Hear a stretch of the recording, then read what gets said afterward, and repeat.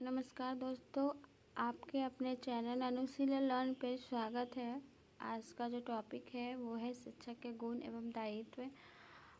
I hope अब मैंने जितने भी वीडियो पढ़ाए हैं वो आप लोग को समझ में अच्छी तरह से आया होगा। तो आज का जो शिक्षक के गुण एवं दायित्व टॉपिक है बहुत ही इम्पॉर्टेंट है बीएड के लिए भी और बीएड एंट्रेंस के लिए भी, क्योंकि इससे क्वेश्चन बहुत बनते हैं।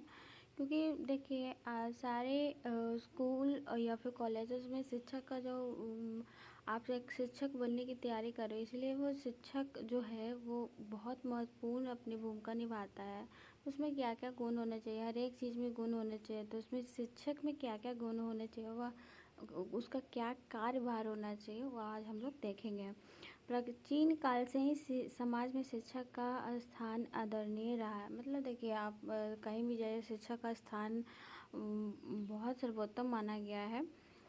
भारत में तो प्राचीन काल में शिक्षक का ईश्वर को सदृश माना गया। मतलब भारत काल में अगर देखें तो बहुत सारे ऐसे शिक्षक हैं जो क्या है अपने औहदे से ऊपर एक ईश्वर के रूप में देखा जाता है। ऐसे बहुत सारे टीचर होते हैं जो बहुत अच्छा गुण से और दायित्व के कारण वो नाम कमाते हैं। राष्ट्रीय शिक्षा नीति 1986 में तो शिक्षक को शिक्षा का प्रधान धुरी माना गया था। जो हमारी शिक्षा नीति आई थी 1986 में, उसमें क्या था, शिक्षक को मेन जो धुरी है उसको माना गया। लेकिन अब क्या है, अब स्टूडेंट धुरी होता है। यानी कि जो हमें जो सारा चीज़ कार्य किसको, स्टूडेंट को देखकर करना होता है ताकि उसका सर्वांगीण विकास हो सके। पहले शिक्षक धुरी था, लेकिन अब क्या है, टीचर धुरी होता है।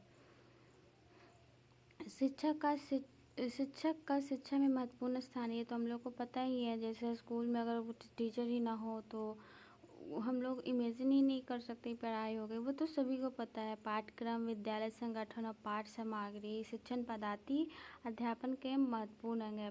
पाठ्यक्रम यानी कि देखिए जो आप पढ़ रहे हो, पाठ्य वस्तु यानी जो सिलेबस आपका क्लास में चल रहा है, और जो पाठ्यक्रम होता है जो आप पढ़ रहे हो, प्लस आपका जितना प्ले हो गया, स्पोर्ट हो गया, यानी एक्स्ट्रा करिकुलम, एक्स्ट्रा वर्क जिससे बच्चों का विकास हो, उसे हम पाठ्यक्रम कहते हैं। विद्यालय संगठन, पाठ्य सामग्री शिक्षण पद्धति, ये तो हम लोग पता है शिक्षण, ये सब क्या महत्वपूर्ण अंग है। किंतु ये सब तब तक निष्प्राण रहते हैं जब तक शिक्षक के सजीव व्यक्तित्व द्वारा उनके प्राण प्रतिष्ठा नहीं कर दी जाती।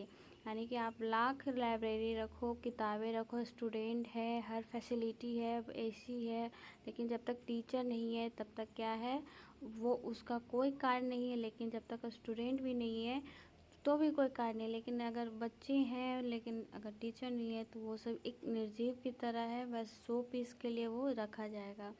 इसी तथ्य को स्पष्ट करते हुए शिक्षा आयोग ने लिखा है, जैसे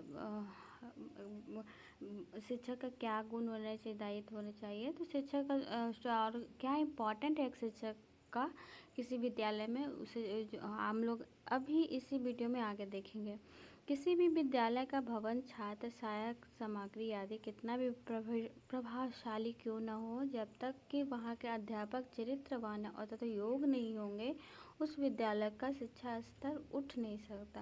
यानी कि आप बहुत बड़े बड़े बिल्डिंग बना लो, एसी है, मतलब हर तरह का फैसिलिटी है, वहाँ का टीचर भी है, लेकिन वो चरित्र मतलब वो पढ़ाने में वो कुशल नहीं है, वो पढ़ा नहीं पा रहा, वो पढ़ाना कुछ और चाह रहा, बच्चे समझ ही नहीं पा रहे, तो वहाँ जो चरित्रवान और योग मतलब आप लोग समझते ही हो, मना कि जैसे साइंस का टीचर है, वो साइंस पढ़ा रहा है, बच्चों समझ ही नहीं पा रहा है, तो वो बेकार हो गया, चाहे वो कितनी ही डिग्री लेकर क्यों ना बैठा हो। शिक्षक उसे कहेंगे जब बच्चे